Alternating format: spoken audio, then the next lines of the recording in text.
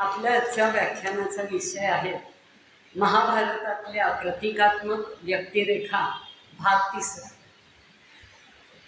धर्म ही माणसाच्या व्यक्तिगत, सामाजिक आणि सांस्कृतिक जीवनातली एक महत्त्वाची बाब मानली जाते. आपला हिंदू धर्म, आपली भारतीय संस्कृती यांचं प्रतिबिंब आपल्याला महाभारतात पाहायला मिळतं. स्खलनशील मनुष्य आणि चिरंतन मूल्य यांच्यातला संघर्ष महाभारतात चितारलेला आपल्याला दिसून येतो. हे महाभारत म्हणजे हे जे काव्य आहे, महाकाव्य आहे, ते म्हणजे आपल्या भारतीय जीवनाचा जणू काही प्राणस्वर म्हटला जातो. अगणित मानवी नमुने म्हणा, अलौकिक असंख्य घटना, जीवनाचं तत्वज्ञान या सगळ्याचा संगम या महाभारतात आलेला आहे.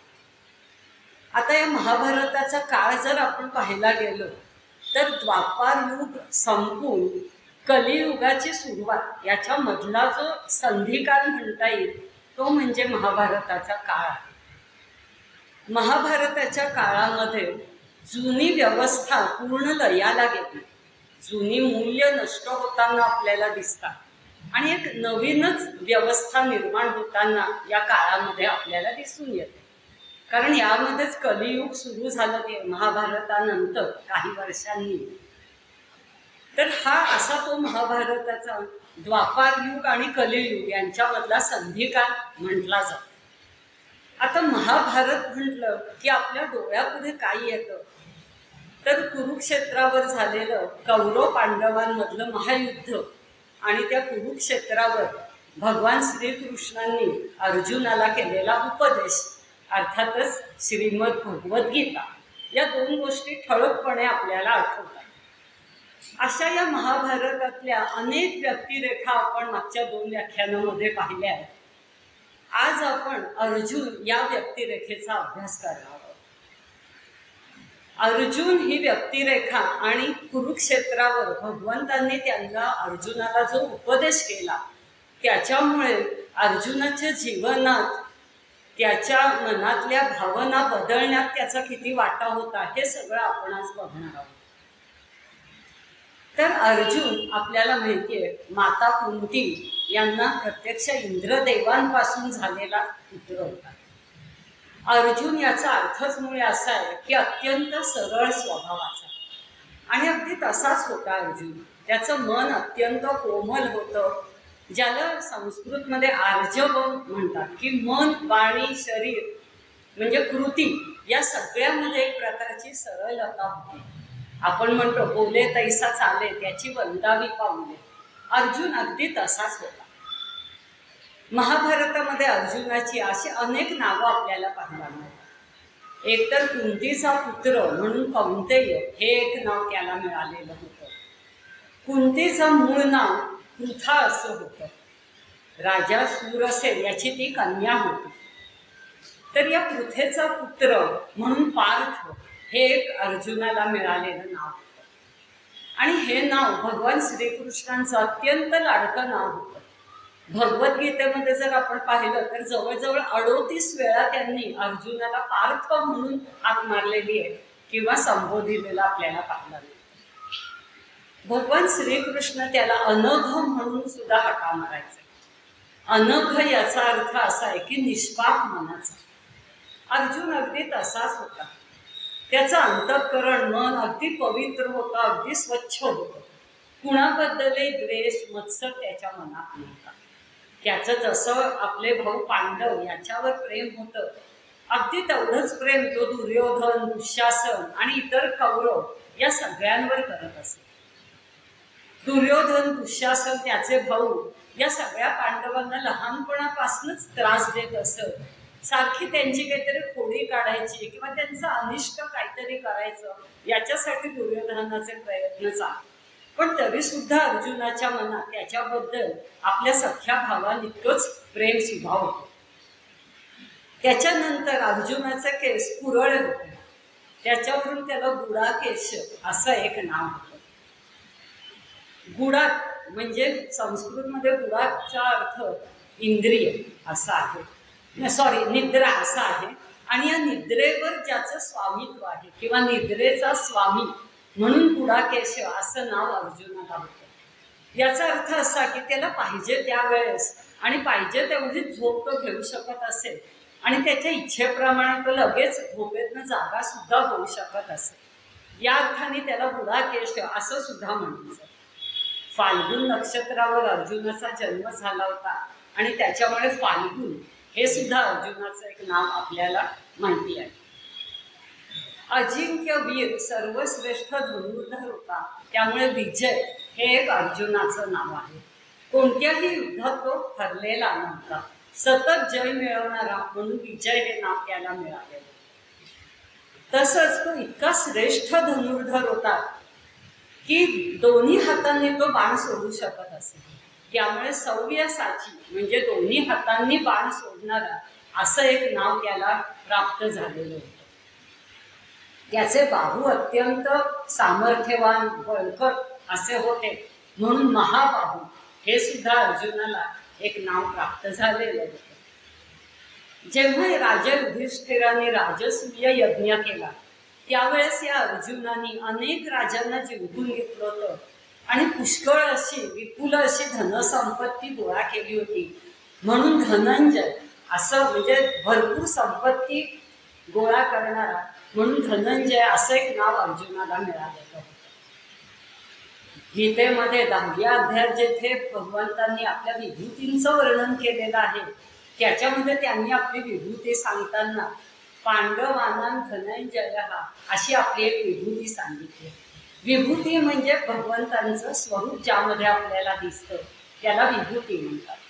तर भगवंतांच्या म्हणण्यानुसार अर्जुन म्हणजे प्रत्यक्ष त्यांचंच स्वरूप होतं, त्यांचंच मानवी रूप होतं. आपल्याला माहिती आहे की अर्जुन आणि भगवान श्रीकृष्ण यांना नरनारायण अशी उपाधी मिळालेली आहे. असा हा अतिशय पराक्रमी असलेला अर्जुन, मनाने कोमल सरळ स्वभाव असलेला अर्जुन एक चांगला आणि प्रेमळ बंधू होता, भाऊ होता पांडवांचा. युधिष्ठिरावर त्याचं आपल्या वडिलांइतकंच प्रेम होतं, त्याच्याबद्दल तेवढाच आदर त्याच्या मनात होता. युधिष्ठिराचा कोणतीही आज्ञा तो कधी मोडत नसे. तसंच कुंतीचा एक अत्यंत आज्ञाधारक पुत्र होता. आणि याचं उदाहरण द्यायचं झालं तर ज्यावेळेस द्रौपदीला स्वयंवराच्या वेळेस त्याने जिंकून आणलं होतं आणि नेहमीच्या सवयीनुसार युधिष्ठिर म्हणला होता की माते आम्ही बघ काय भिक्षा आणली. त्यावेळेस अनवधानाने कुंती म्हणून गेली होती की जी भिक्षा आहे ती 5 जणांमध्ये वाटून घ्या. आणि अर्थात आता मातेच्या तोंडातून बाहेर पडलेला शब्द ती आज्ञा शिरसावंद्य मानून अर्जुनाने आपल्या पराक्रमाने जिंकून आणलेली आपली पत्नी सुद्धा भावंडांबरोबर वाटून घेतली होती. इतका आज्ञाधारक पुत्र हा अर्जुन. त्याची ध्येयनिष्ठा अतिशय प्रखर होती. एकदा एक गोष्ट मनात ठरवली किंवा एखादं ध्येय ठरवलं की तो किंचितही ढळत नसे. त्यापासून त्याचं लक्ष कोणत्याही कारणाने विचलित होत नसे, एकाग्र मन होतं त्याचं अतिशय. आणि याचं प्रत्यय आपल्याला द्रौपदी स्वयंवराच्या प्रसंगाच्या वेळेस पाहायला मिळतो.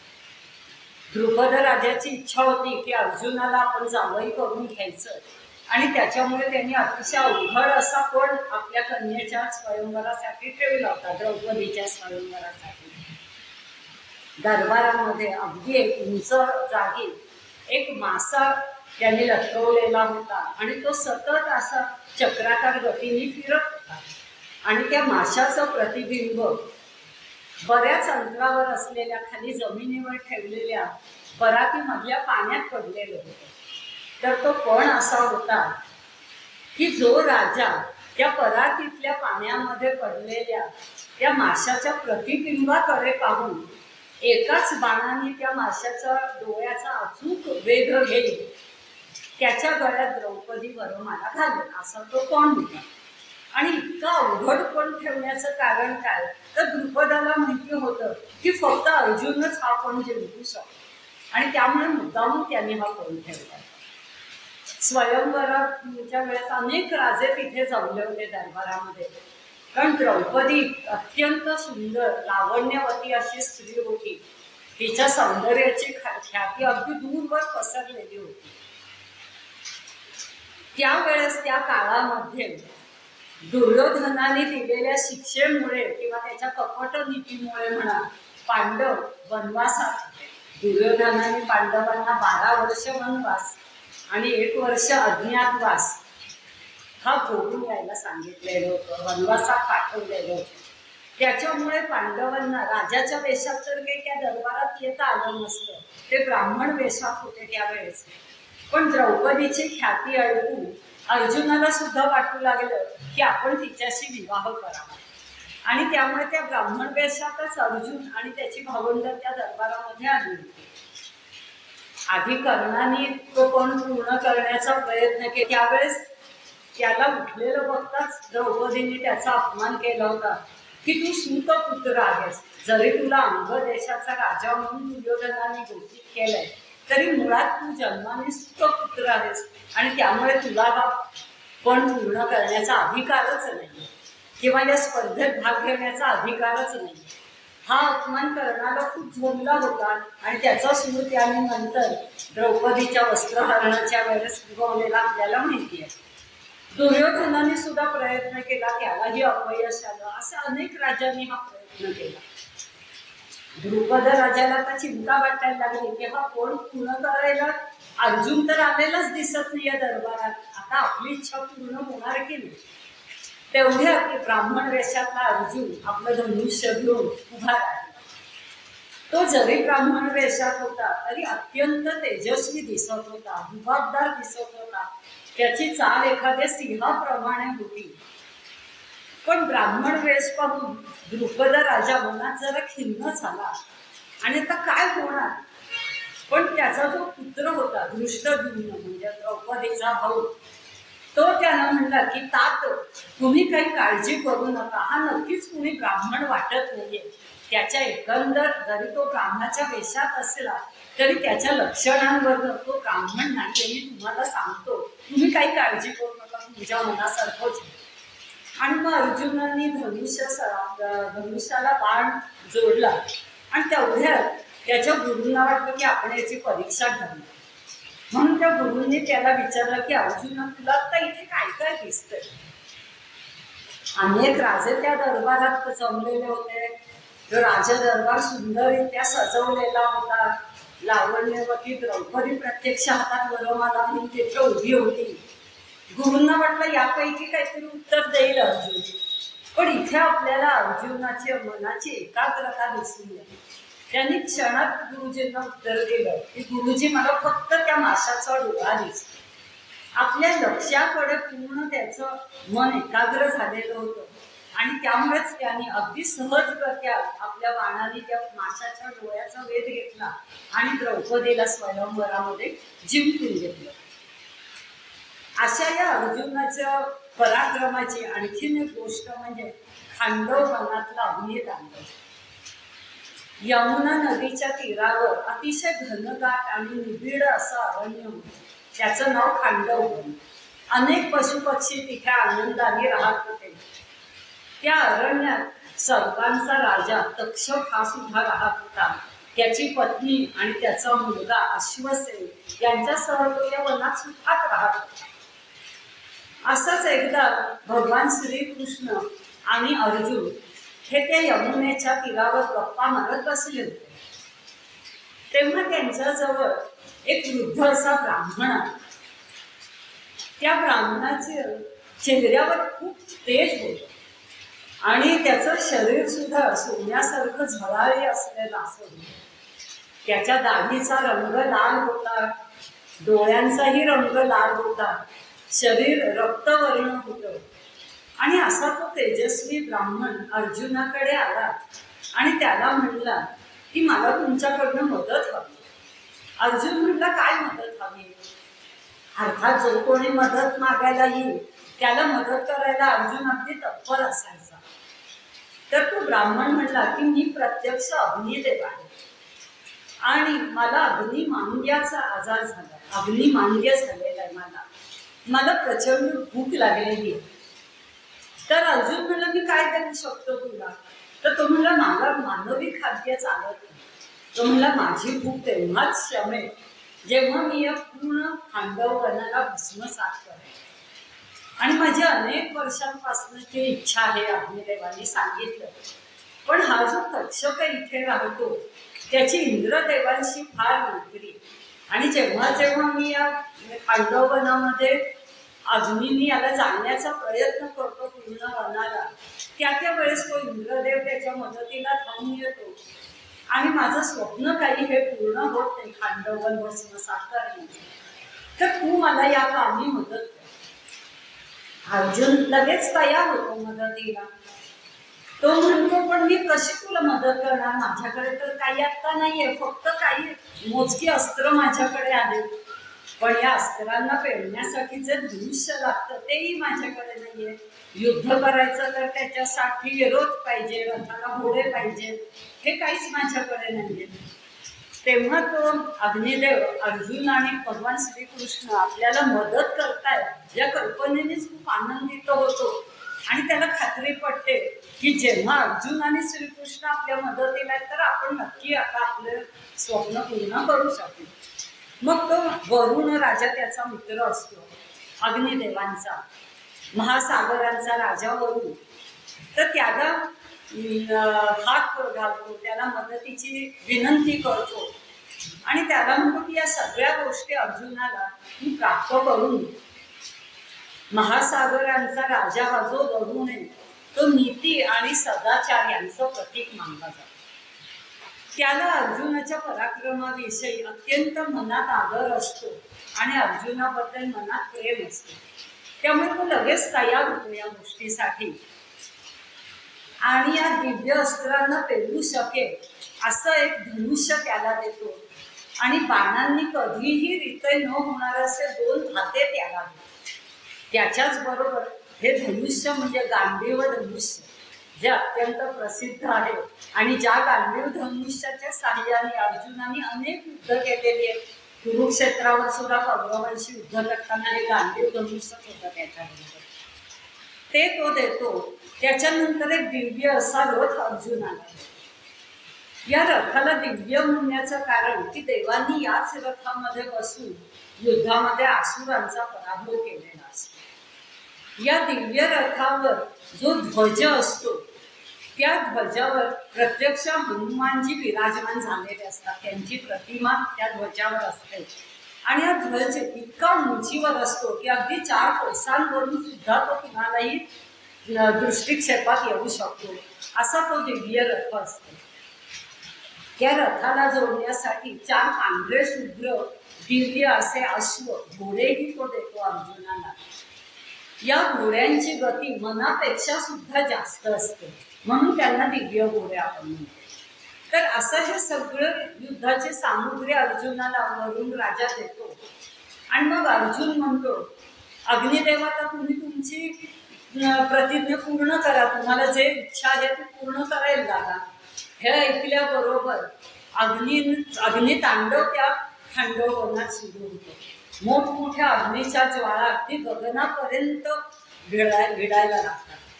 त्याच वेळेस हा जो तक्षक असतो सर्पांचा राजा, तो काही कामानिमित्त अरण्याच्या बाहेर गेलेला असतो. पण त्याची पत्नी आणि त्याचा पुत्र अश्वसेन हे त्या अरण्यातच असतात.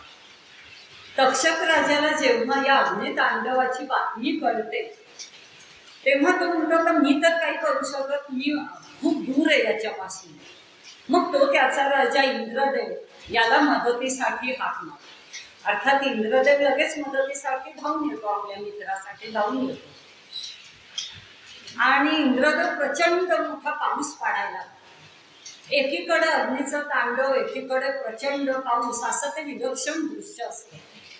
त्या अग्नितांडवांपासून वाचण्यासाठी त्या खांडव वनातले अनेक पशुपक्षी बाहेर पडायचा प्रयत्न करत असतात. पण जे कोणी बाहेर पडायचा प्रयत्न करेल त्याचा अर्जुनाचा बाण लगेच वेध घेत असतो आणि त्यामुळे ते पशुपक्षी भराभर मरायला लागतात. अनेक पशुपक्षी त्याच्यामध्ये जळून खाक होतात. हे सगळं पाहिल्यावरती तक्षकाची जी पत्नी असते तिला अतिशय काळजी वाटायला लागते. मग ती त्याचा जो पुत्र असतो अश्वसेन त्याला म्हणते की मी या अर्जुनाचं लक्ष माझ्याकडे वेधून घेते आणि ती संधी साधून तू या अरण्याच्या बाहेर पडायचा प्रयत्न कर. हे इंद्रदेव हे तिचं बोलणं ऐकतो, तिची इच्छाही जाणून घेतो आणि त्याचे 2 मेघ असतात, आवडते मेघ असतात त्याचे, त्यांना बोलवतो आणि त्यांना प्रचंड पाऊस पाडायला सांगतो. हे मेघगर्जनेसह पावसाला सुरुवात होते. भयंकर वादळ सुटतं, विजांचा कडकडाट होतो आणि त्या पूर्ण अग्नीवर जाऊन काही पावसाचं असं आच्छादन करतं. आणि याचा फायदा घेऊन तक्षकाचा पुत्र स्वतःची सुटका करून घेतो. हे अर्जुनाच्या लक्षात आल्यावर तो भयंकर संतप्त होतो आणि प्रत्यक्ष इंद्रदेवावरच तो हल्ला करतो. आता पितापुत्रांचं युद्ध तिथे सुरू होतं. स्वर्गातले सगळे देव ते युद्ध पाहायला जमतात आणि इंद्रदेवाला सुद्धा त्याच्यावर विजय मिळवता येत नाही अर्जुनावर. हे पाहिल्यावर सगळे देव त्याच्या मदतीला धावतात इंद्रदेवाच्या.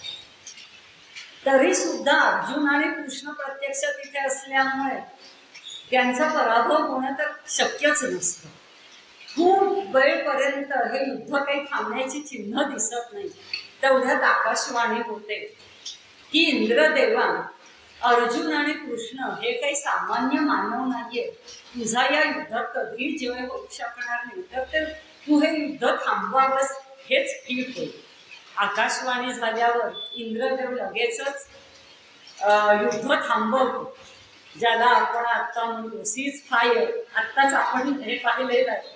तर तसं तो युद्ध थांबवतो आकाशवाणी झाल्यावर आणि आपल्या पुत्राला प्रसन्न होतो त्याचा पराक्रम बघून. तो अर्जुनाला म्हणतो, तुला काय हवं ते माझ्याकडे माग. तेव्हा अर्जुन त्याच्याकडनं दिव्य अस्त्रांची मागणी करतो. पण इंद्रदेव म्हणतो की तुझ्या एवढ्या पराक्रमावर खुश होऊन मी देणार नाही.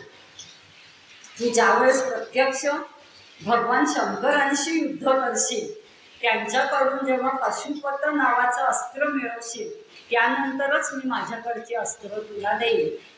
अर्जुन कबूल होतो. पुढे काही काळानंतर प्रत्यक्ष महादेवांशी तो युद्ध करतो, पशुपत नावाचं अस्त्र मिळवतो आणि मग इंद्रदेवांकडून सुद्धा बाकीचे सगळे अस्त्र तो मिळवतो.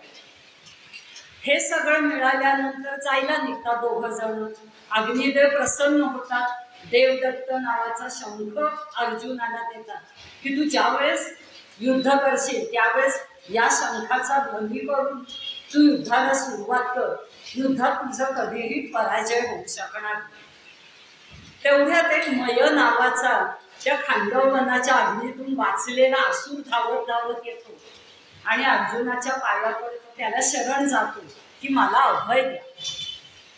शरणागताला अभय देणं हे प्रत्येक क्षत्रियाचं कर्तव्य असतं. अर्जुनही एक क्षत्रिय आहे, त्यामुळे तो त्याला अभय देतो आणि या उपकाराची परतफेड म्हणून हा मयसूर ज्यावेळेस राजा युधिष्ठिर राजसूय यज्ञ करतो तेव्हा त्याला मय नावाचं अनेक चमत्कारांनी भरलेलं असं एक सभागृह बांधून देतो. ही गोष्ट आपल्याला माहितीच आहे. त्यानंतर असाच काळ लोटत असतो. त्यांच्या वनवासाची 12 वर्ष, अज्ञातवासाचं 1 वर्ष पूर्ण होतात. या पूर्ण 13 वर्षाच्या काळामध्ये युधिष्ठिर अगदी शांत असतो. त्या वनवासातलं जीवन सुद्धा तो शांतपणे जगत असतो.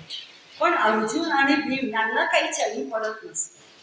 दुर्योधनाचं कपट कारस्थान, त्यांनी आपला केलेला अन्याय याची त्यांना आठवण वारंवार कुंती माता आणि त्यांची पत्नी द्रौपदी या दोघी सुद्धा सारखा करून देत असतात. सूड घेण्याची ही जी आग आहे ती सतत या पांडवांच्या मनात धगधगती ठेवण्याचं काम या दोघींनी केलेलं आहे. आणि त्याच्यामुळे ही 13 वर्ष पूर्ण झाल्यावर माता कुंती युधिष्ठिराला सांगते की आता दुर्योधनाची अट पूर्ण झालेली आहे, तू जा त्याच्याकडे आणि तुझं राज्य परत मागून घे, त्याच्यात गैर काहीच नाहीये. युधिष्ठिर म्हणतो जाऊ दे आई, काय छान चाललेत आपले दिवस, आता काय करायचंय आपल्याला, सगळं वैभव आहे आपल्याकडे, काय कमी आहे. ती म्हणते तसं नाही, काय युद्ध करायचं. तर हा जो अधर्म वाढलेला आहे पृथ्वीवर, लोक कशीही वागायला लागली आहेत, लोकांना नीती अनितीची काही चाड राहिलेली नाही. तू जर दुर्योधनाशी बोललाच नाहीस, तुझं राज्य परत मागितलंच नाहीस, तर लोकांना एक असा संदेश जाईल की या राज्यात कसंही वागलं तरी चालतं, स्त्रियांची विटंबना केली तरी आपल्याला कोणी शिक्षा करू शकत नाही. तर तू द्रौपदीची विटंबना, तुझ्या पत्नीची विटंबना कशी सहन करू शकतोस? हे अतिशय चुकीची गोष्ट आहे आणि त्याचा जाब म्हणून तू दुर्योधनाकडे गेलंच पाहिजेस. शेवटी अगदी अनिच्छेने युधिष्ठिर दुर्योधनाकडे जातो, आपलं राज्य मागतो. अर्थात दुर्योधन काही त्याला देत नाही. सुईच्या अग्रावर सुद्धा मागेल, एवढी जमीन सुद्धा मी देणार नाही, असं अगदी कठोर वचन तो बोलतो. युधिष्ठिर परत येतो. आता माता कुंती भयंकर संतापते. ती म्हणजे आता युद्ध, ही एकच भाषा अर्जुनासाठी योग्य आहे. किती दिवस तुम्ही हा अन्याय सहन करणार? आपल्या सामान्य माणसाचंही असंच मत आहे ना. आपण आता जर तुम्ही व्हॉट्सअप आणि हे पाहिलं गेलं तर सगळे तेच टाईप करतायत की पाकिस्तानकडून होणारा अन्याय तुम्ही किती दिवस सहन करणार आहात? करा, पूर्ण ते पाकिस्तान देश नष्ट करा, अशी सर्वसाधारण सगळ्यांचीच इच्छा असते. तसंच या पांडवांच्या बाबतीत झालं की किती दिवस कौरवांचा अन्याय सहन करणार? आता युद्ध निश्चित होतं. शेवटी माता कुंतीची आज्ञा म्हणून युधिष्ठिर तयार होतो युद्धाला. आणि मग एक एक युद्धाचं योजना आखायला सुरुवात होते दोन्हीकडे, कौरव आणि पांडव. त्याच्या काही दिवस आधी, युद्धाच्या काही दिवस आधी मग हा अर्जुन श्रीकृष्णाला भेटायला, त्याची मदत घ्यायला म्हणा, त्याचं मार्गदर्शन घ्यायला म्हणा भगवान श्रीकृष्णाकडे जातो. त्याच वेळेस त्याच्या आधी दुर्योधन पण आलेला असतो कृष्णाकडे. कारण सगळ्यांना माहिती असते की कृष्ण म्हणजे पॉवरफुल सगळ्यात. तर याची मदत मिळाली तर आपला विजय नक्की होणार. त्यावेळेस भगवान श्रीकृष्ण झोपलेले असतात. पायाशी अर्जुन जाऊन बसतो, दुर्योधन डोक्याशी जाऊन बसतो. तर डोळे उघडल्या त्यांना आधी पायाशी बसलेला अर्जुन दिसतो. ते म्हणतात, अरे अर्जुन तू कधी आलास? अर्जुन म्हणतो, मला मदत हवी आहे म्हणून मी आला. तो म्हणतात की अर्जुन, भगवान श्रीकृष्ण म्हणतात काय हवं ते माग. तेवढ्यात दुर्योधनची लगेच संताप येतो त्याला. तो म्हणतो, मी याच्या आधी आलेलो, मला आधी हक्क आहे मागण्याचा.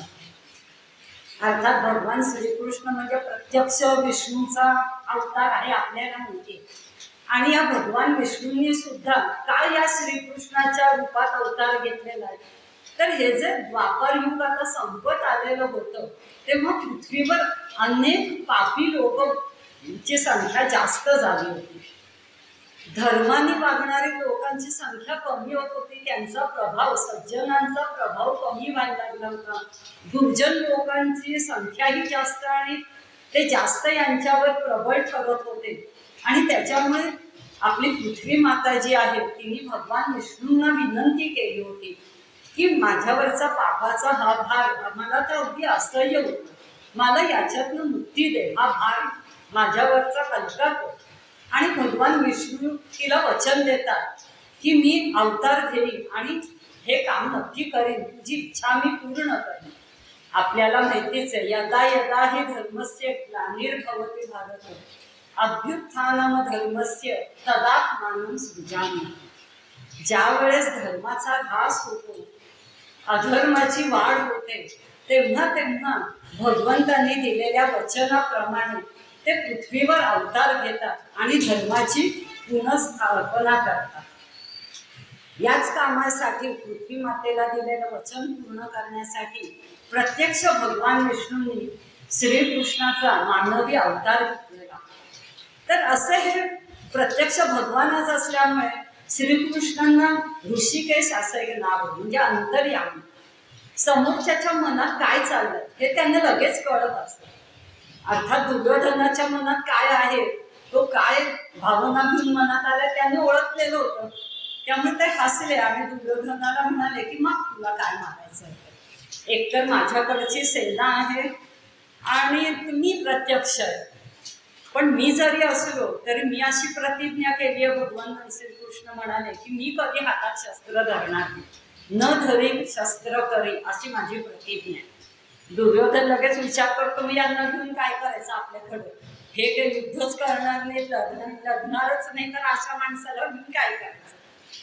त्याची त्यापेक्षा सेना घेतली तर आपल्याला लढायला तरी उपयोगी पडेल. अत्यंत स्वार्थी मनाचा दुर्योधन होता आणि सतसत विवेक बुद्धीचा उपयोग न करणारा होता, कधी विचारच करायचा नाही, तामसी स्वभावाचा होता. आणि आपल्याला माहितीये की तमोगुणी मनुष्य म्हणजे कधी विचार करत नाही, जे मनात येईल ते बोलणार, जे मनात येईल ते करणार. दुर्योधन तसाच होता. त्यामुळे लगेच तो म्हणतो, श्रीकृष्ण मला आपली तुझी सेना दे मान, ती मी लढण्यासाठी नाही. श्रीकृष्ण म्हणतात ठीक आहे. अर्जुनाला पण ते म्हणतात हम यालाही विचारतो ना मी काय हवंय. दुर्योधन म्हणतो ठीक आहे विचार तू, पण सेना मलाच हवी. अर्जुनाला विचारतात तुला काय पाहिजे. अर्जुन म्हणतो तुम्हाला सोडून मी दुसऱ्या कुठला पर्याय निवडणार आहे, मला फक्त तुम्हीच हवं. श्रीकृष्ण म्हणतात पण बघ मी युद्ध करणार नाही, हातात शस्त्र धरणार नाही, मी फक्त तुमच्या बरोबर राहीन, पाहिजे तर तुझ्या रथाचं सारथ्य मी करेन. अर्जुन म्हणतो की तुमच्यावर माझा इतका विश्वास आहे, तुम्ही म्हणजे माझ्या जीवनाचा जणू काही श्वास आहात, आणि तुम्ही जेव्हा माझ्या बरोबर असाल तेव्हा माझा विजय हा निश्चित आहे. मला कुठल्याही सैन्याची गरज नाहीये, मला फक्त तुमचं मार्गदर्शन आणि तुमचा सहवास हवा, मग मी सगळ्यांचा पराभव करू शकतो. माझा विजय हा निश्चित आहे. इतका आत्मविश्वास असतो आणि श्रीकृष्णावरही अर्जुनाचा विश्वास. दुर्योधन हसतो मनात, म्हणजे तो म्हणतो काय वेगळा आहे हा अर्जुन, काय करणार आहे या माणसाला घेऊन बरोबर, आणि साथी काय आपल्याकडे नाहीयेत का, भरपूर साथी आहेत आपल्याकडे, हा काय करायचा. शेवटी दुर्योधन त्याची सेना घेऊन जातो आणि भगवान श्रीकृष्ण याच्या सारथी बनण्याचं कबूल करतात.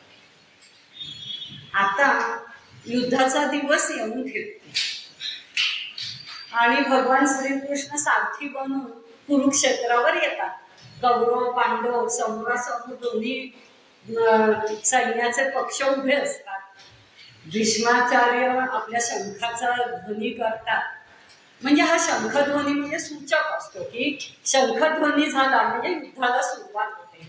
असे युद्धाच्या नियमात आहे की शंखध्वनी झाल्याशिवाय युद्ध करायचं नाही. आता दोन्ही पक्षाकडचं अगदी सैन्य तयार होतं युद्धाला, तेवढ्यात अर्जुन सुद्धा अगदी आपलं धनुष्य बाण सरसावतो.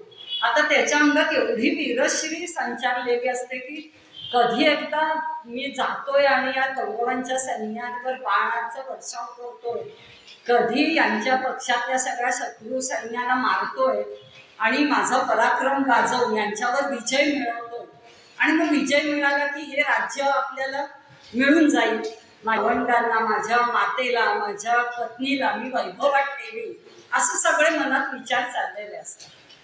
कारण अर्जुन एवढा पराक्रमी असतो, सगळं असतं, पण कुठेतरी तो एक सामान्य माणूस सुद्धा असतो. आपण ज्या अनेक व्यक्तिरेखा आतापर्यंत पाहिल्या त्याच्यामध्ये सामान्य माणसाचं प्रतीक म्हणजे अर्जुन. तर असे विचार त्याच्या मनात असतात, कधी बाण सोडतोय असं झालेलं असतं. आणि तेवढ्यात तो भगवान श्रीकृष्णांना म्हणतो की माझा रथ दोन्ही सैन्याच्या मध्यभागी येऊन उभा. आता का बरं सैन्याच्या मध्यभागी न्यायचं, तर हे अत्यंत कुशल अशा योद्ध्याचं लक्षण. जो कुशल योद्धा असतो तर नेहमी आधी शत्रू पक्षाचं नीट निरीक्षण करतो, कधी पटकन युद्धाला तयार होतो किंवा युद्ध करायला लागत नाही, लढाईला सुरुवात करत नाही.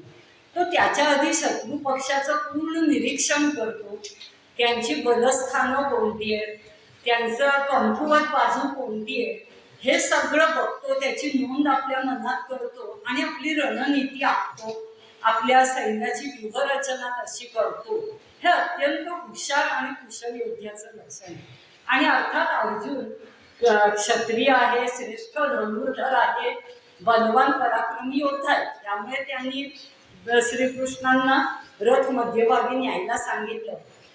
श्रीकृष्ण काय सारथी बनले होते त्याचे, आणि अर्जुनाला अजूनपर्यंत या श्रीकृष्णाचं देवत्व माहित नव्हतं.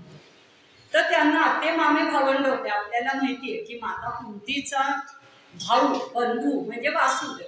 सूरसेनाला 2 अपत्ये होती, कुंती आणि वासुदेव. त्याच्यामुळे वासुदेवाचा पुत्र श्रीकृष्ण, त्यामुळे कृष्ण आणि सगळे पांडव म्हणा किंवा अर्जुन हे आते मामे भावंड होते.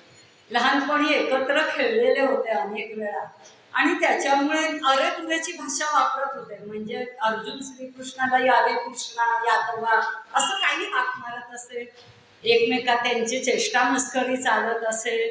नंतर कधी भांडणं सुद्धा होत असत, एकमेकांचं बोलून अपमान सुद्धा त्यांनी केलेला होता काही वेळेला. असं इतकं घनिष्ठ त्यांच्यामधलं नातं होतं. तर अर्जुनाच्या मनात हेच नातं आहे आतापर्यंत, आणि म्हणून तर त्यांनी कृष्ण सारखी होतोय म्हटल्यावर लगेच हो म्हणला. पण त्याला अगदी मालकासारखी आज्ञा केली की माझा रथ तिथे नाही वगैरे. आता भगवान श्रीकृष्ण असते, त्यांना भूतकाळ, वर्तमान काळ, भविष्यकाळ या सगळ्याचं ज्ञान होतं. त्यांच्या मनचक्षू पुढे पुढे काय घडणार आहे या सगळ्याचं चित्र उभं त्यांना पूर्ण माहिती होतं की या कुरुक्षेत्रावर पूर्ण कुळाचा नाश होणार आहे, कौरवांचं कुळ नष्ट होणार आहे आणि कौरवांचा पराभव होणार आहे, पांडव जिंकणार आहेत, सगळं त्यांना माहिती होतं. आणि प्रत्यक्ष देव असल्यामुळे त्यांच्या जर मनात आलं असतं तर त्यांनी एकट्याने सुद्धा कौरवांचा एका क्षणात पराभव ते करू शकले असते. पण त्यांना तसं करायचं नव्हतं. अर्थात अर्जुनाचं निमित्त करून त्यांना आपल्या सगळ्या मानवजातीचं कल्याण करणारा असा उपदेश करायचा होता. भगवद्गीतेसारखा उपदेश त्यांना आपल्या सगळ्यांना सांगायचा होता. आणि त्याच्यामुळे ते फक्त हसले आणि त्यांनी रथ मध्यभागी उभा केला. आणि हाच तो एक म्हणजे अर्जुनाने शत्रू पक्षाकडे एक नजर टाकली आणि हा त्याच्या आयुष्याला कलाटणी देणारा क्षण ठरला. अगदी निर्णायक असा हा क्षण होता अर्जुनाच्या जीवनात. कारण तोपर्यंत इतकी वीरश्री त्याच्या अंगात होती, इतका उत्साह ओसंडून वाहत होता युद्धाचा की कधी मी सुरुवात करतोय लढाईला. शत्रू पक्षाकडे नजर टाकल्यावर त्याला एका दृष्टिक्षेपात काय दिसलं की शत्रू पक्षात कोण आहे? प्रत्यक्ष आपले आजोबा भीष्माचार्य, ज्यांनी आपल्याला धनुर्विद्या शिकवली ते प्रत्यक्ष गुरु द्रोणाचार्य आहेत. आपल्या कुळाचे कुलगुरु कृपाचार्य आहेत. अनेक आपले मित्र आहेत, आपले भाऊ बंध आहेत, चुलत भाऊ कौरव सगळे आहेत. अनेक स्नेही संबंधी आहेत. आपल्या आजोबांच्या वयाचे काही ज्येष्ठ लोक आहेत, आपले काका आहेत, मामा आहेत, मेवणे आहेत. असं हे सगळं त्यांनी पाहिलं आणि त्याच्या मनात विच्छिन्न वासना जागृत झाली. विच्छिन्न वासना म्हणजे एकाच वेळेस परस्पर विरोधी अशा दोन भावना मनात उत्पन्न झाली. शौर्य, पराक्रमाची भावना त्याच्या मनात होतीच. आता करुणा सुद्धा त्याच्या मनात उत्पन्न झाली आणि यातून अगदी परस्पर विरोधी भावना आहे. जिथे शौर्य आहे, वीरता आहे, तिथे करुणा राहू शकत नाही. कारण करुणा मनात उत्पन्न झाली तर तुम्ही समोरच्या माणसाला मारूच शकणार नाही. आणि अशा दोन परस्पर विरोधी भावना निर्माण झाल्या. अगदी त्याच्या मनाचा गोंधळ उडून गेला. शरीराची थरथर व्हायला लागली, कापायला लागला तो. हातपाय अगदी त्याचे काम करेनासे झाले. शक्ती सगळी शरीरातली नाहीशी झाली. भगवद्गीतेमध्ये त्याच्या या स्थितीचं वर्णन केलेलं आहे. गांडीवं संसते हस्तात वक्चैव परिदह्यते न च शक्नोम्यवस्थातुं भ्रमति वच मे मनः. अशी त्याची स्थिती झाली होती. त्याचं गांडीव धनुष्य त्याच्या पराक्रमाचं जे प्रतीक होतं, अत्यंत पराक्रमाने त्याने अनेक युद्ध जिंकली होती या गांडीव धनुष्याच्या साह्याने. ते गांडीव धनुष्य त्याच्या हातातनं गळून पडलं. हत्यार कधी माणसाच्या हातनं गळून पडतं? मनात भीती निर्माण झाली की आपलं पहिलं हत्यार गळून पडतं. मगाशी सांगितल्याप्रमाणे सामान्य माणसाचं प्रतीक आहे अर्जुन.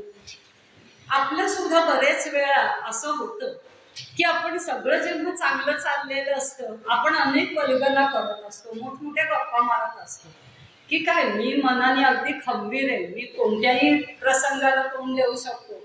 किती मोठा संघर्ष, किती मोठा प्रश्न, संकट माझ्या आयुष्यात आलं तरी मी अगदी सहज तोंड देऊ शकतो.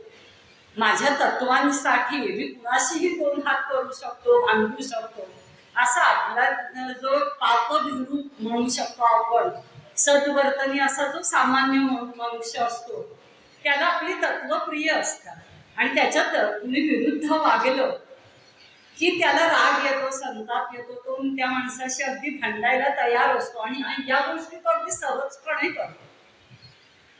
समजा एखादा पोलीस इन्स्पेक्टर आहे, आता त्याचं रोजचं काम आहे की गुन्हेगारांना पकडायचं, त्यांना शिक्षा करायची, तुरुंगात टाकायचं, आणि हे करताना त्याच्या मनात काहीही चलबिचल होत नाही, कारण तो मनाने त्याने ठरवलेलं असतं की हे आपलं कर्तव्य आहे, आपलं काम आहे आणि हे करायचंच आहे आपल्याला.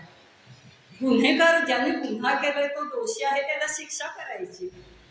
पण समजा असा एखादा दिवस आला की प्रत्यक्ष त्याचा मुलगा त्याने गुन्हा केला आणि आता त्याला पकडायची वेळ आली, त्याला शिक्षा करायची वेळ आली, तर मात्र तो अगदी सहजपणे ही गोष्ट करू शकणार नाही. म्हणजे हे अगदी निश्चित आहे, त्याच्या मनात प्रचंड खळबळ माझे, मी माझं कर्तव्य करू का, आपला मुलगाच आहे त्याचा पुत्र प्रेम अर्थात असणारच त्याच्या मनात, मग कर्तव्य श्रेष्ठ का भावना श्रेष्ठ, असा प्रश्न निश्चितच त्याच्या मनात अगदी येणं साहजिक आहे. आणि मग तो किंकर्तव्य मूढ होतो. कदाचित पुत्रावरचा जो पुत्रमोह किंवा पुत्रप्रेम त्याचा विजय होईल, कदाचित तो आपलं कर्तव्य करेल, पण मनात खळबळ मात्र नक्की माजेल त्याच्या. तसंच अगदी अर्जुनाचं झालं. त्याच्या मनात विचार आला की मी क्षत्रिय आहे, युद्ध करणं हे तर माझं कर्तव्य आहे आणि मी युद्धालाच तर इथे आलो या रणांगणावर, पण आता समोर जे मी बघतोय शत्रू पक्षामध्ये जे काही माझी लोक आहेत, स्वजन आपण ज्याला म्हणतो, माझे काके, मामे, भाऊ, प्रत्यक्ष गुरु, आजोबा, आणि आता यांच्यावर मी शस्त्र कसं सोडू, मी यांना माझ्या बाळांनी मी कसं जखमी करू, हे होऊच शकत नाही. ज्यांच्या अंगाखांद्यावर मी खेळलोय, लहानाचा मोठा झालोय, त्या आजोबांना मी कसं मारू, माझ्या हातनं माझ्याच माणसांची, माझ्या कुटुंबातल्या लोकांची हिंसा मी कशी करू, भयंकर असं पाप मला लागेल.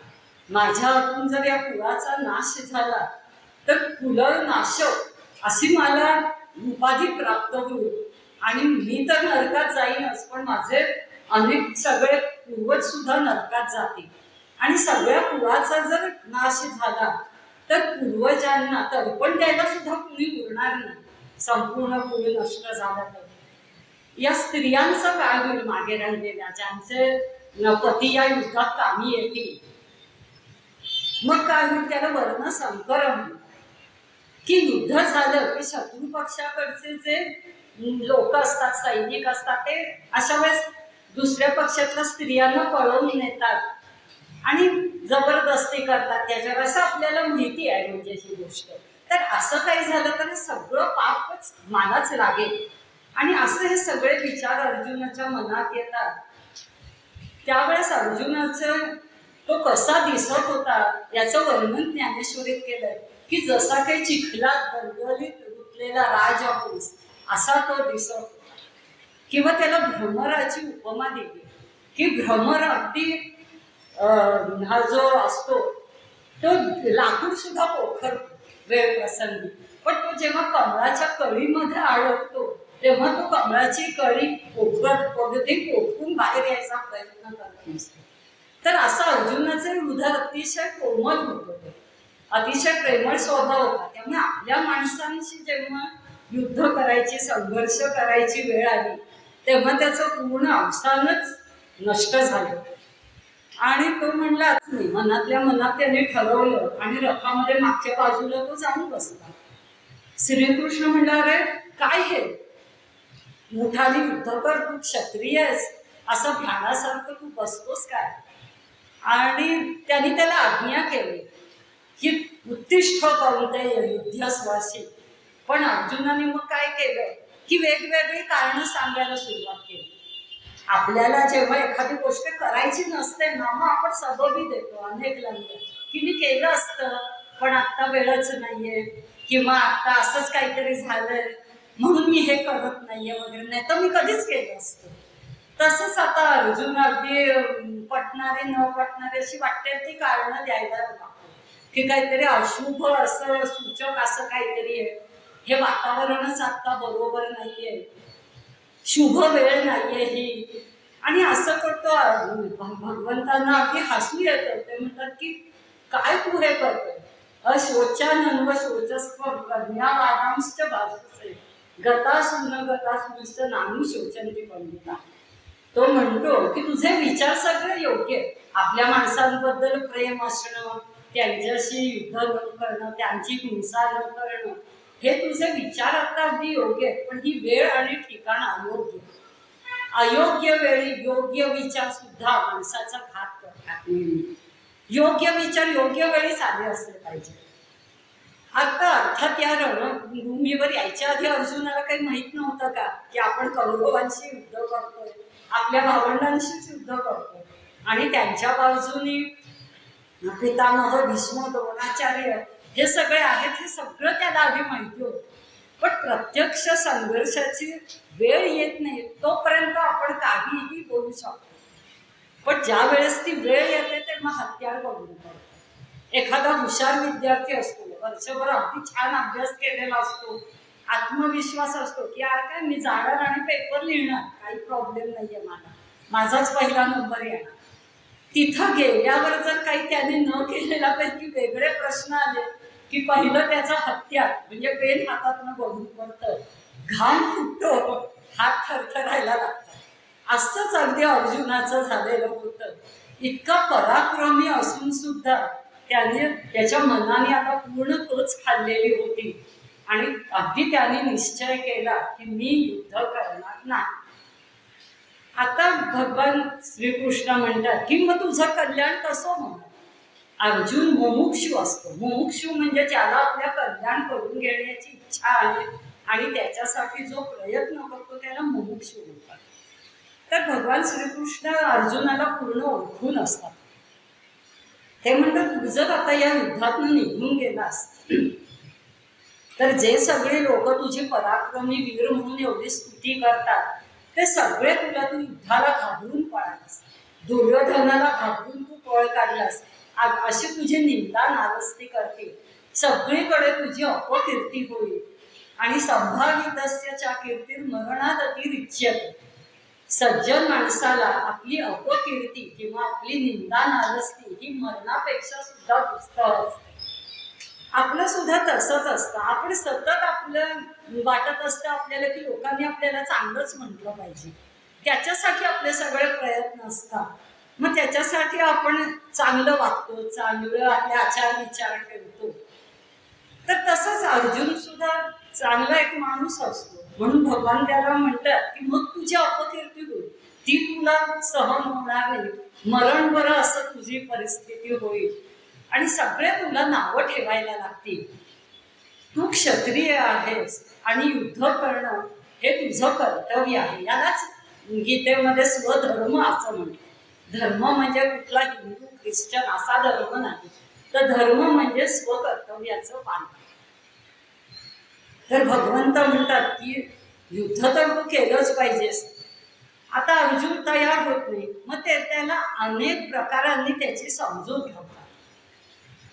युद्ध केलंच पाहिजे आणि मग ते करण्यासाठी त्यांनी निष्काम कर्मयोगाचा उपदेश त्यांनी अर्जुनाला केलेला आहे. गीतेमध्ये 3रा अध्याय हा पूर्ण निष्काम कर्मयोगाचा, की ते म्हणतात ते हे युद्ध तू स्वतःसाठी करू नकोस, स्वार्थासाठी करू नकोस किंवा आपल्याला राज्य हवंय, आपल्याला सुख उपभोगायचंय म्हणून करू नकोस.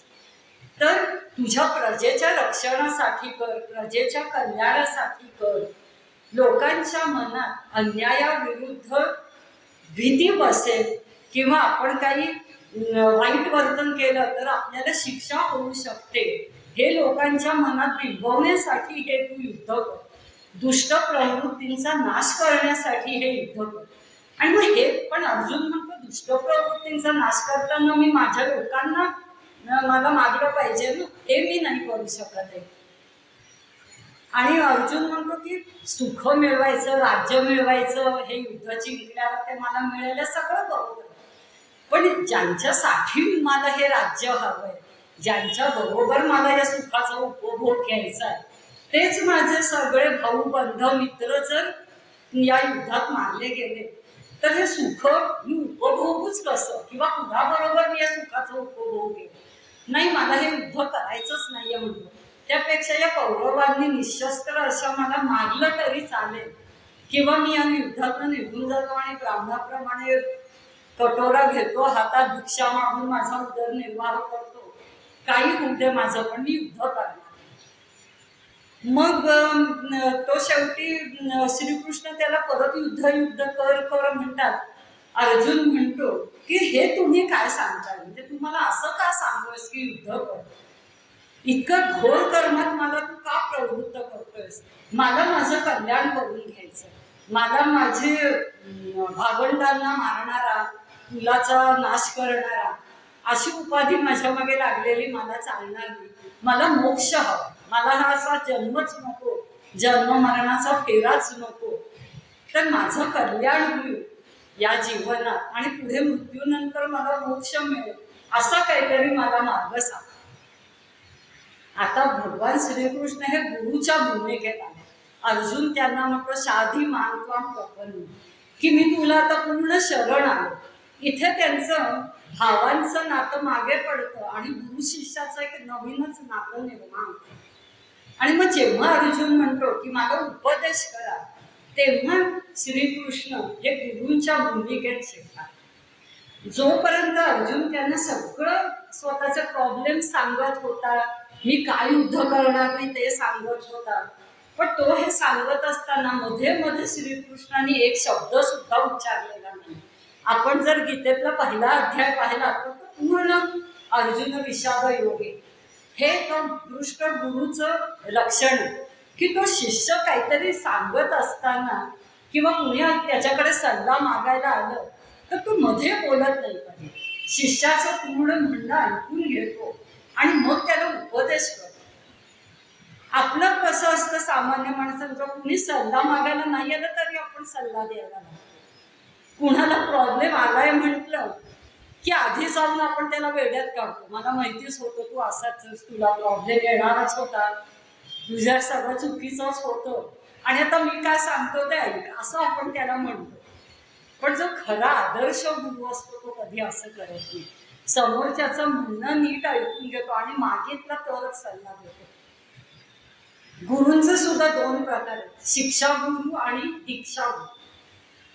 शिक्षा गुरु म्हणजे मोबदला घेऊन जे शिकवतात, विद्या दान करतात, त्यांना शिक्षक असं आपण म्हणतो, त्यांना शिक्षा गुरु म्हणतात.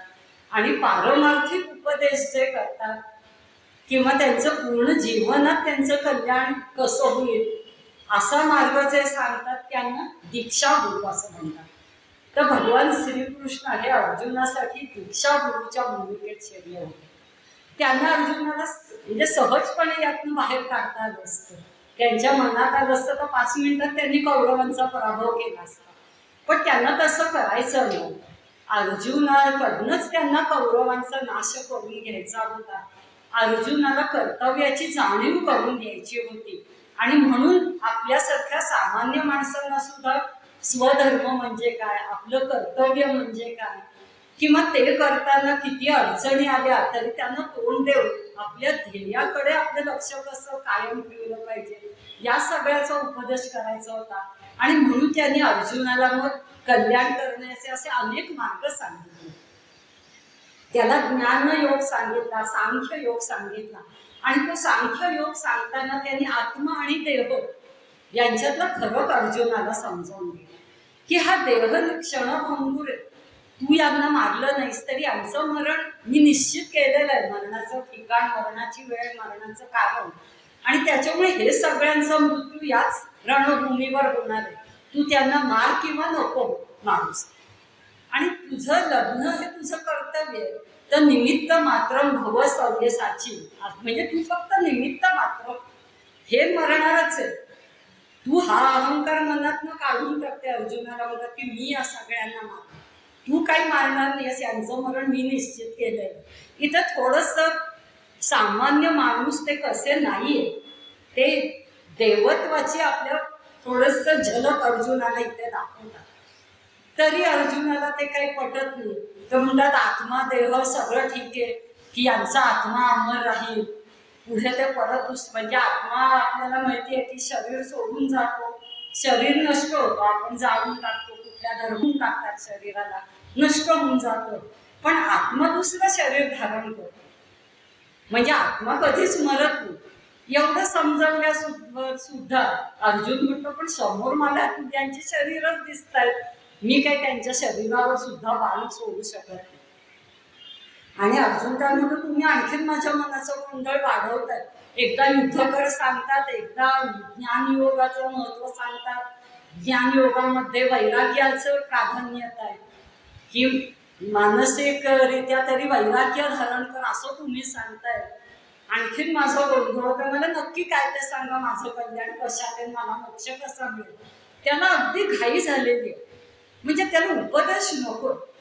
आपण जेव्हा अगदी संकटात सापडतो ना आणि समोरचा मनुष्य काही चार गोष्टी सांगायला लागला, आपण त्याला म्हणतो तर उपदेश वगैरे मी नंतर ऐकतो, आधी माझा प्रॉब्लेम सोडव, मला मदत कर. असंच अर्जुनाचं, तो सारखं म्हणतो मला कल्याण कसं ते सांग, नक्की काय करू ते सांग, आता युद्ध करू का नको. कारण थोडी आता त्याच्या मनात शंका निर्माण झाली की आपण ठरवलं युद्ध करायचं नाही, पण श्रीकृष्ण सारखंच आपल्याला आता गुरूंच्या जागी त्यांनी मानलंय, तर गुरु सांगतायत की युद्ध कर, मग हे पण सांगतायत की वैराग्य धारण कर, नक्की काय कर. मग भगवंत त्यांना आणखीन निष्काम कर्मयोग सांगतात, त्याचाही उपयोग होत नाही. मग ते त्याला ध्यान योगाचा उपदेश करतात की मन कसं एकाग्र कर. आणि मन एकाग्र झालं, खरं म्हणजे अर्जुनाचं मन अत्यंत एकाग्र होतं, त्याला त्या स्वयंवराच्या वेळेस माशाच्या डोळ्याशिवाय दुसरं काही दिसत नाही. पण आता तो सगळं हे विसरून गेलेला आहे. आपण काय होतो, आपण कोण आहोत, क्षत्रिय आहोत, मोठ्या पांडव कुळातले आपण आहोत, सगळ्याचा त्याला विसर पडलाय आणि स्वजनांच्या मोहात पूर्ण तो गुरफटून गेलेला आहे. त्यातनं त्याला भगवंतांना बाहेर काढायचं. मग ध्यानयोगाचं महत्व सांगतात. अर्जुन लगेच त्यांना म्हणतो हे ध्यानयोग वगैरे मला काही जमणार नाही, मन इतकं चंचल आहे कृष्णा की ते मुठीत ठेवणं अगदी कठीण आहे. वायूवर दिवस दुष्कृत. ते म्हणतात की वाऱ्याला पकडणं जितकं कठीण आहे तेवढंच मनाला सुद्धा पकडणं कठीण आहे. हा ध्यानयोग वगैरे मला काही जमणार नाही. मग भगवंत त्याला सांगतात, विभूतींची आपल्या माहिती देतात, मी कसा सर्वव्यापी आहे ते सांगतात भगवंत त्याला. मग अर्जुनाचा लगेच परत शंका येते त्याला. हे एका जिज्ञासू शिष्याचं लक्षण. जो खरा हुशार शिष्य असतो ना, तो नुसत्या गुरूंच्या आज्ञेचं पालन करत नाही, त्याच्यावर मनन चिंतन करतो, विचार करतो आणि मनाला पटल्याशिवाय त्याचं अनुकरण कधी गुरूंचं करत नाही. अर्जुन अगदी तसा होता. जे काही भगवंत सांगतील त्याचा तो लगेच विचार करायचा आणि नाही पटत म्हणजे लगेच मनात आलेली शंका त्यांना तो विचारायचा. आणि भगवान अर्जुनासाठी म्हणजे कामधेनू सारखे होते. अगदी ज्ञानेश्वरीत माऊलींनी त्यांना कामधेनूची उपमा दिली की वासराला जसं काय हवं ते लगेच कामधेनू त्याला देणार. अर्जुनाला त्यांनी वासरू म्हटलं आणि श्रीकृष्णांना माऊलींनी कामधेनू म्हटलेलं आहे. तर तसं अर्जुनाच्या मनात जी इच्छा होती त्या भगवंत लगेच पूर्ण करत असेल. मग ते त्याला आपल्या विभूती योगामध्ये सगळ्या विभूतींचं सांगतात आणि मी कसं सर्वव्यापी आहे आणि तू या माझ्या विभूतींना जरी जाणून घेतलंस तरी तुझं कल्याण, तुला मोक्ष मिळेल सांगतात. मग लगेच अर्जुन म्हणतो की तुम्ही म्हणता हे विभूतींना जाणून घे, तुम्ही सगळीकडे या विश्वाला व्यापलंय, मी कसा विश्वास ठेवू, असं कसं होईल, मला तुमचं दाखवा. मग ते सर्व व्यापी होईल. तुम्ही तर मला असे माझ्या एवढंच दिसताय दिसायला, असं कसं सगळं जग तुम्ही व्यापून टाकाल. मग तेव्हा भगवंत त्याला विश्वरूपाचं दर्शन सुद्धा त्यांनी दिलेलं आहे. आणि ते दाखवण्याचं कारण असं आहे की त्यातनं भगवंतांना असं अर्जुनाला सूचित करायचं आहे की मी जसं या विश्वाला निर्माण केलं, या विश्वातल्या सगळ्या भूतमात्रांची जबाबदारी मी पेरतो, त्यांचं सगळं पालन पोषण भरण पोषण मीच करतो, पण वेळ आली तर मी सगळ्यांचा संहार सुद्धा करू शकतो. ब्रह्मा विष्णू महेश या तिघांची एकरूपता म्हणजे माझं रूप आहे, हे भगवंतांना त्यांना दाखवायचं. आणि म्हणून मी संहार सुद्धा या सगळ्याचा कसा करू शकतो हे अर्जुनाला दाखवण्यासाठी त्यांनी विश्वरूप दर्शन अर्जुनाला घडवून आणले. भगवंतांचं ते अतिशय उग्र संहारक रूप 11व्या अध्यायात गीतेमध्ये खूप याचं वर्णन छान आलेलं आहे. ते दाखवल्यानंतर मात्र अर्जुन इतका घाबरतो की म्हणजे पूर्णच शरण जातो त्यांना. म्हणजे त्याने कधी कल्पनाच केलेली नसते की आपण ज्याला साधा भाऊ म्हणून ज्याच्याकडे बघतो, मित्र म्हणून ज्याच्याकडे बघतो, ज्याची आपण चेष्टा मस्करी करतो, कधी कधी ज्याच्याबरोबर आपण जेवलंय, खाल्लंय, गप्पा मारलाय, हिंडलोय, झोपलोय एकत्र, आणि ते म्हणजे साधं देव सुद्धा नाही तर हे असं वेगळंच काहीतरी यांचं रूप आहे.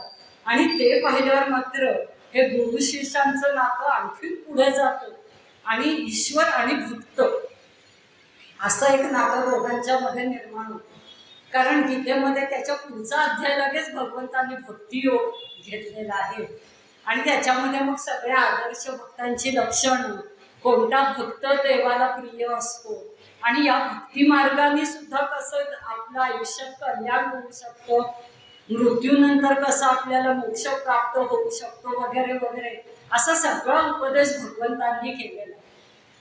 असा सगळा उपदेश झाल्यानंतर मग भगवंत त्याला एक प्रश्न विचारतात की मी एवढं सगळं तुला सांगतोय पण तुझं लक्ष होतं का रे अर्जुन? तू सगळा माझा उपदेश ऐकलायस का मला एकाग्र करून? तेव्हा मात्र अर्जुन अगदी भानावर येतो आणि भगवंतांना म्हणतो की नष्टो मोह स्मृती लब्धात्व प्रसादान्मयाची, की तुम्ही केलेल्या उपदेशामुळे माझा हा जो स्वजनांविषयीचा मोह होता तो पूर्णपणे नष्ट झाला. मला माझ्या कर्तव्याची स्मृती झाली, काय करायला पाहिजे हे आता मला नक्कीच कळलंय आणि आता मी मात्र तुम्ही आज्ञा मला केली आहे, करिष्ये वचनंतम, तुम्ही आज्ञा केल्यामुळे आता मात्र मी युद्ध करणार आहे. आणि तो युद्धाला उठून उभा राहतो. पुढे अर्थातच युद्ध होतं, कौरवांचा पराभव होतो, पांडव जिंकतात. तर भगवान श्रीकृष्णाच्या केवळ मार्गदर्शनामुळे, त्यांनी पांडवांना आपलं सैन्य दिलं नव्हतं, ते त्यांच्या बाजूनी लढले नव्हते, काहीच केलं नव्हतं, पण केवळ त्यांच्या या मार्गदर्शनामुळे उपदेशामुळे अर्जुनाचा पूर्णपणे पालट झालेला आहे मनाचा आणि त्याला कर्तव्याची जाणीव झाली. म्हणजे याच्यातून आपल्याला काय आता समजतं तर यत्र यत्र योगेश्वर कृष्ण यत्र पार्थो धनुर्धरा तत्र श्री विजयो भूतीर ध्रुवा नीतीर मतीर.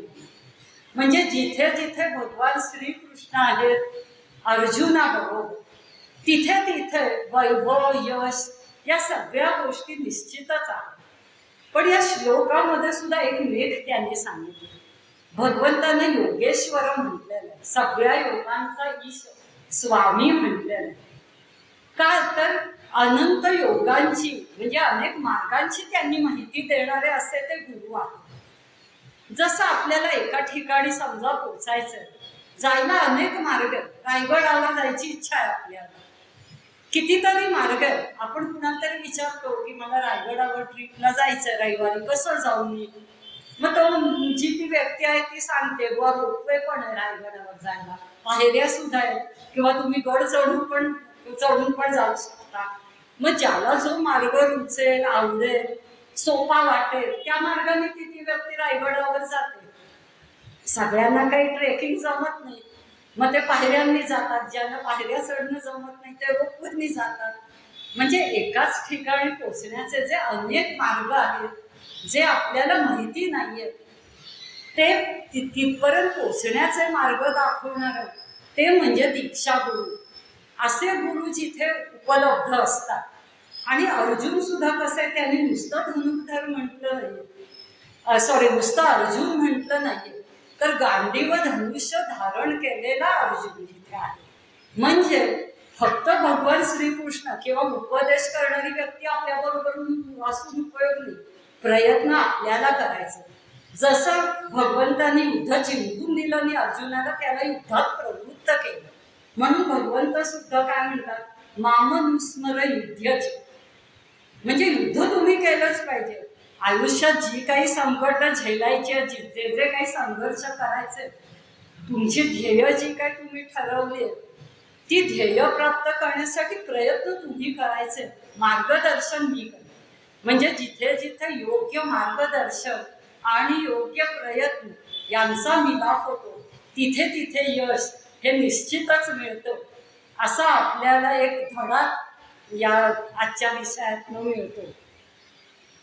आज जरासा उशीर झालाय व्याख्यान संपायला, तुम्ही शांतपणे ऐकून घेतलं याबद्दल धन्यवाद. नमस्कार.